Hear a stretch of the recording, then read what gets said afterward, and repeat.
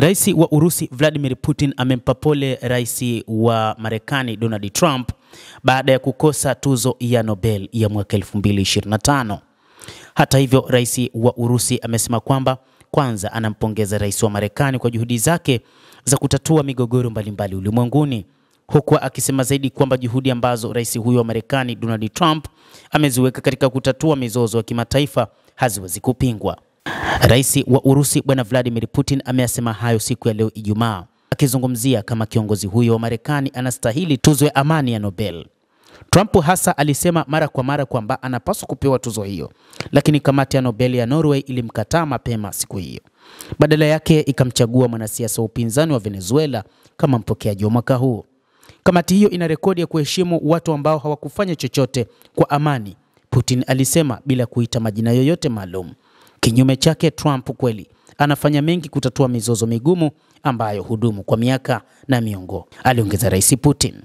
Upatanishi wa hivi majuzi katika Mashariki ya Kati, ikiwa utapelekea Donald kufikia malengo yake yote, kila alichosema anataka kufanya litakuwa tukio la kihistoria, rais huyo wa Urusi aliongeza.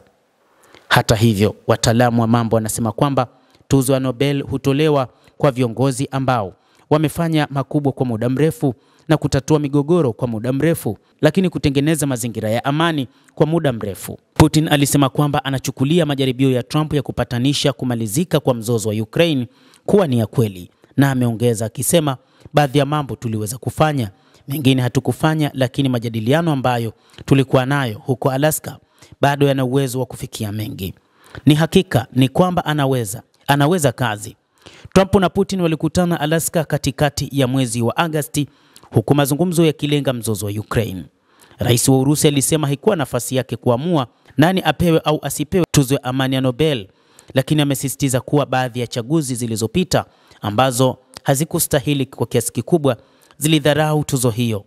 Putin alikuwa akizungumza katika mkutano na waandishi wa habari huko Dushanbe, Tajikistan, ambako alishiriki katika mkutano wa kilele wa viongozi wa kitaifa wa Jumuiya ya Madola, shirika la kiserikali la baada ya Usovieti. Mtazamaji wa The World News, endelea kutufuatilia na usisahau kulike, usisahau kucomment, kadhalika na kusubscribe channel hii ili uwe wa kwanza kupata taarifa hizi kwa mapana kupitia hapa The World News. Jina langu ni Adam Hussein.